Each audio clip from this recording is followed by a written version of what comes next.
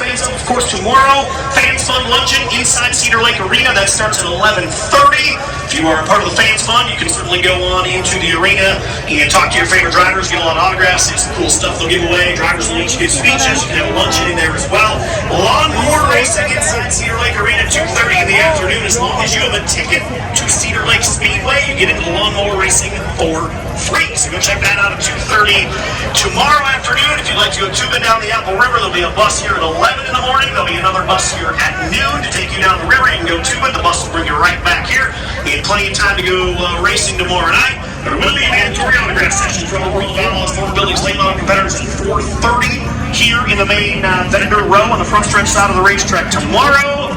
Obviously, we'll have a party inside Cedar Lake Arena tonight when the races are done. That's what we do here on Thursday and Friday. There's parties here. There has been a party or two here. Okay. There has been even in the...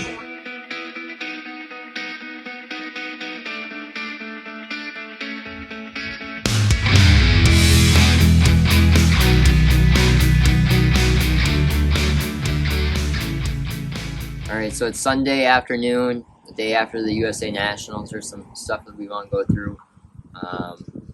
Basically, the first video that we post is going to be Thursday and a part of Friday, I would say before the races mostly. And then we're going to post the second video later in the week. Hopefully that's up by Wednesday. That'll be the remainder of Friday, and then the races on Saturday. The reason why we're doing this is because we got a lot of content. And basically we have many different interviews of Jimmy Owens, Kay Dillard, Bobby Pierce, James Gialsi, and then the World of Outlaw pit reporter Ruben Morales. You'll also see in the videos the ticket giveaway winners. And our ticket giveaway winners are Jeremy Bloom and Michelle Ulmer. So, if you did not attend the USA Nationals this year, you must attend next year. Unbelievable racing all weekend long.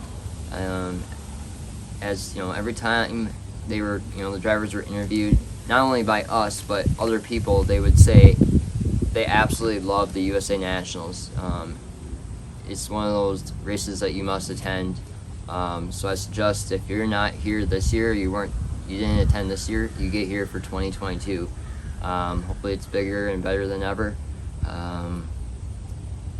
Yeah, so there was obviously no racing for us this weekend because we attended the USA Nationals, but next week we do plan on running Friday night at the Red Cedar Speedway in Menominee, Wisconsin, and our plan has changed a little bit for Saturday. We originally were going to go to Race Lake for the $1,000 to win show over there for the B-Mods, but to be honest with you, we lost a great person last year of Eddie Nichols, and he meant a lot to our family, and it's his tribute race, and so therefore we're going to race at Cedar Lake Speedway for his tribute race in Heroes Night. So we hope to see you out there. I'm supposed to be excited, but I hate going to it, but honestly family means more to me than money, so that's why we'd love to be at Race Lake for the $1,000 to win deal, but like I said, just family and Eddie meant more to us than you can put a price tag on. So we're sorry if you made plans to go up there, but we'll be at Cedar Lake for that deal, and we hope to see you there. Welcome everyone. Myself and my mom are in the infield at Cedar Lake Speedway for night one of the USA Nationals.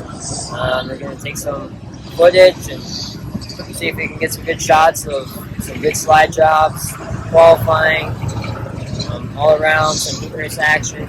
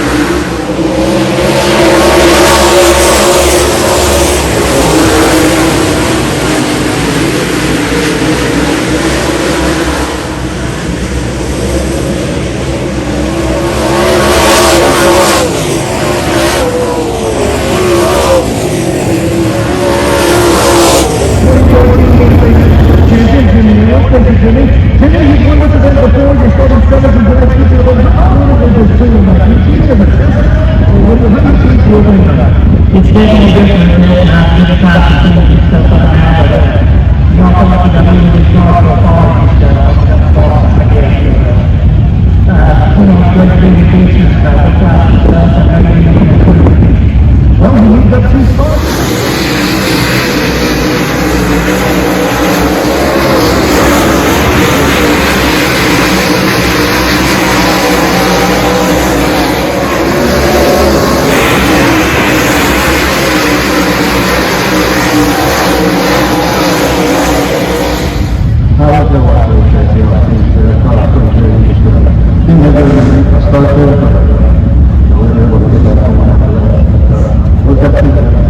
Looks like it was pretty sporty on the top. You could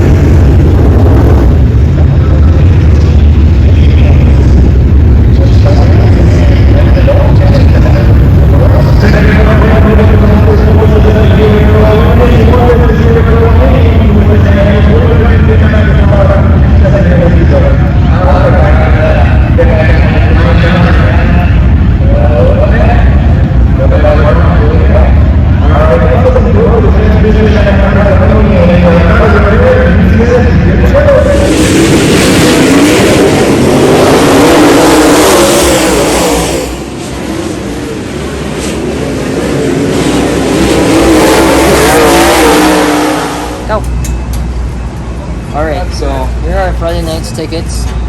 Obviously you get to meet Jeremy Owens. And get a t-shirt. Obviously you said large, so we'll get that. And then we'll meet tomorrow. I'll give that to you. Where?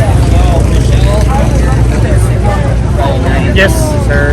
Hey, nice to meet you. Nice to meet you guys. How y'all doing? What a run tonight. It was most impressive. Oh, yes, very impressive. I was surprised myself. That track was amazing. Yeah, It was a good track. I was really expecting, with all the racing and stuff we done the second round of heat right there, I wouldn't expect to have a track.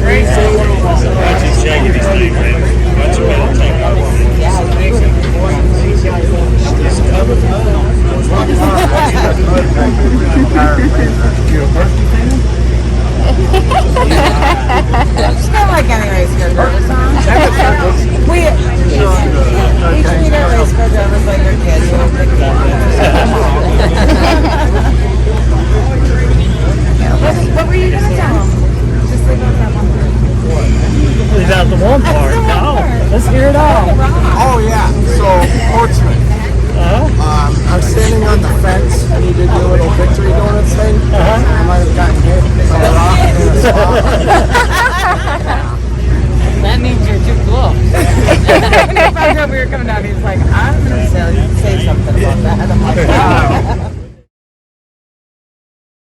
Borgeson Racing, you'll find us, but I just wanted to interview you quick because obviously you're now on the Hell Tour and following with the World of Outlaws. Can you tell us how you got started? Oh, so that's actually fun fact. It's my 10th year announcing. I did it 10 years ago back in southern New Mexico Speedway in Las Cruces, New Mexico. The announcer then was Brian Holbrook, who's with the American Sprint Car Series now, and he's on tour now. So they were looking for an announcer. Well, before he left, Brian let me do 4 trophy dashes, and it was really cool. I did, I blew the roof off that place, even though there ain't one, and it was fun. So when he left, Royal Jones, the owner of the 2 speedways down there, gave me the opportunity, so I took advantage of that. My high school job was to work on late models with Garrett Alverson, who's actually here. So I worked with him for 4 years. I was his tire guy for 6 months. Then I did everything else from body to just you name it. We did a lot of stuff together for 4 years, and then I announced for a local late model series back home, the CDM Late Models. It was based out of Colorado. I would travel. I've announced at every track in Arizona, New Mexico, Colorado. West Texas. I've been out there. Then I just ventured out, did some IMCA stuff, and then I worked with Rick in 2014 at Tucson during it was with the Wildwood Shootout, but it used to be called the Winter Extreme. So I knew in 2014, and that's when I met Rick, because it was the NDRL that year, and that's when he was doing NDRL. So I met Rick, and me and Rick just clicked together, you know what I mean? And he saved my contact info, would always tell me happy birthday every year, and he called me in 2017, at the end of 2017, he's like, hey, what exit do you live on? And I'm like, exit 0, because I live in the state line of New Mexico and Texas. And he stopped and he's like, I'm going to Phoenix and I'm coming right back tomorrow, so let's have lunch. I'm like, okay. So we have lunch and he's like, I'm getting too old for this, so would you like to do the Summer Nationals? And I'm like, yeah. Like me and Garrett, how I said, I worked with Garrett in the shop, and that's how I know about these things. And that's why I'm in love with late models, and we'd always watch the Summer National races on Dirt, the recaps every single night. And when Rick told me that, I was like, yeah, that is unreal, so like, let's do it. So he gave me that opportunity in 2018, and I just took it. This is my 4th year doing the Hell Tour, and last year, obviously because of COVID, a lot of stuff was shut down. The Dirt Vision was starting to expand and grow with pit reporters and stuff like that. They asked me to be the pit reporter for the Outlaws at the same company. So I was like, yeah, I'd love to do that. Bulls Gap last year in Tennessee was my first one, and thankfully they've been pleased with me, and they've just given me the opportunity. So it's been pretty fun, and that's why I'm here with you now. Well, perfect. We're excited to have you. What's the preparation like going back from doing all those little races to every day on the tour? So it's a lot, because pit reporting is completely different. Like throughout the night, it's like my qualifying sheet, and I just keep tabs, fuel pump broke on the 45, times, stuff like that. And anyway, like pit reporting is completely different, because like I'll go and like get complete like different notes, like Chris Simpson, like 5th night on this new MB Custom, like stuff that because like announcing in the booth, I'm doing sponsors and engine builder and stuff like that. Right. That stuff I really don't need to get that every night. Pit reporting, I got to go talk to these guys every night to figure out what's different, what's anything different, like little stories like that. So that's pit reporting. I go and get every single driver all the time. Like I have my notes for my Outlaw guys, nice and professionally printed. See what I mean? Like with their car number, like all my Outlaws, I take care of them all, make sure that stuff. So it's a big transition. So but I mean, it's really easy though when you follow these guys all year, because like if I need to talk about Ashton Winger, I've known him for 4 years already. You know what I mean? So it's really easy to talk about him. So it's easy to go up there and talk to him, and you probably build a pretty good rapport with these drivers, and get to know them on a regular basis or a friend basis. Yeah, exactly. Just like how you're doing with me. Like this interview is perfect. You're doing a great job. Like you know how to carry a good conversation interview. And with them, it's similar, but then you get like you get that like the emotion, the humor, or the emotion part of it. Yeah, because I know these guys and stuff like that. Right. So it's fun. Yeah, the cool little like stories behind the scenes. So yeah. So if you could do anything else besides this, what would you do? Monster Jam. I love Monster Jam. Like, so there's multiple things. I was a marching band in high school and college. I would love to be like a band director, which would be awesome. But I would pick Monster Jam first, just because like Monster Jam would come every year, and I didn't go for like the past 8 years because I'm always at a racetrack now. Right. But like I just love the hype. Like pit reporting at Cedar Lake is the best thing ever, because like the fans are just so fired up. Like I just like last year I did the USA chant. I get the fans so fired up, and that's what I love. I love getting the crowd under me and just having a good time with them. And with Monster Jam, that's all you do. You know what I mean? Right, so like going to a full packed stadium and just like getting them wound up is like the best thing ever. So I would love to do Monster Jam, but what I'm doing now is just perfectly fun. I love it here. Awesome. Well, that's good. I'm going to go back for one last question. Go back to the infield here during the USA Nationals when we turn off all the lights. Yes. To get the crowd into it. Can you explain what it's like down there during announcing? Chills and goosebumps. Like it's just unreal when you get a packed dirt track with just shutting off the lights, and everybody has like their mug and the glasses with the lights on, and like I'm just a big Chris Steffen fan. Like the first race I ever announced was Chris Steffen. Chris Steffen's the manager at my local track now. So like I'm not just saying that just because of that, but like I love Chris Steffen, and like there's just something about his voice. There's just something about Rick Eshelman's voice that like is just so legendary in my mind, and it just brings goosebumps in places that it's just I don't know. It's an unreal feeling. From the infield, just turning around and looking all over the place and just seeing the lights, and then as the cars start to roll on, it's like, man, like this is just such a great sport that we're a part of. Like who would have thought dirt track racing could be this big, and it is this big. So it's just a very undescribable feeling. It's just chills. That's the best way to explain it. We tell people all the time that it's a unique feeling that you can't even get, I would say, at most places. It's not been Eldora. It's cool there, but every racetrack has their own unique deal, and being that this is right in our backyard. To create that indoor environment feel in that outdoor setting is big, and you can't do that anywhere, but Cedar Lake does. Right, I agree 100%. There's something about shutting the lights off and when they roll down the back straightaway with the spotlight. With the spotlight, on. There's no better or cooler feeling than seeing it in the stands firsthand. So I suggest if you've never been here, definitely you get here. Put it on your bucket list. Yes. This is one of my favorite tracks in the country, hands down. Like, if I have 3 favorite tracks, it's Cedar Lake, Fairbury, and Macon. Like, these are my top 3. Like, I love this place. Yeah, it's definitely one of the top ones. So we appreciate you. So thanks for having me. Thank you. All right. Here, James, Nitro Giassi, car 11. What do you do at MB Customs? I guess my title would be welder / fabricator sometimes. Depends on the day. Some days we'll have a broom. Just whatever needs to be done, but the main deal is just weld these cars together, making sure they don't fall apart when they go for a tumble. What was the hardest transition, I guess from the wing sprint car to the late model? Well, we're 2 completely different animals. It's like late models they're like a Cadillac compared to a sprint car. Sprint cars are rigid and they haven't changed much over the last 20 years. But the late models are cool. They're really fun when the car's good. But when they're not right, they're a handful, and you'd be scratching your head a lot. So basically, just the steering, and just the movement of all the suspension. These things are crossed up every which way, it seems. Especially when you get to your track where you got a big cushion or something. It's like there's a lot of car there you're throwing around. So I don't know. I love the late models. The sprint cars are fun, but I think late models, especially in our area, is where a guy needs to be. So what you're saying is I gotta move up before I get ran over. Yeah, move up. The earlier you do it, the better. I don't think this class is going anywhere. People talk about it dying, but you can look and car counts ain't that bad, really. I don't know. It's a place to be, I think, and we should get you out here and get yours going.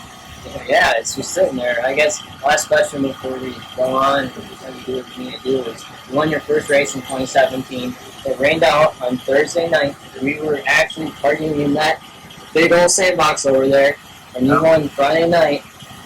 What would it mean to win it again this tonight? I've been coming to this event a long time, ever since I was a kid, just watching all these guys do what they do, and to get that win my first year in that deal was pretty awesome, especially, this is home for us. So anytime you can get a win here, it means something. Anytime you can get a win with any of these guys on just a regular night, you've done something. Everybody's so good and competitive, and it don't take much to be off your game. So we'll see what we can do tonight. I think we got the car in a good spot. If I do my part, and the track is how it normally is, I think we'll be in good shape. So. All right, well, thank you. Good luck. All right, everyone, we're on a rain delay.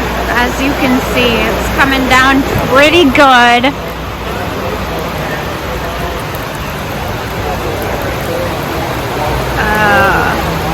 If it doesn't last long, there's still hope, but I don't know. It doesn't look like this is going to be that quick.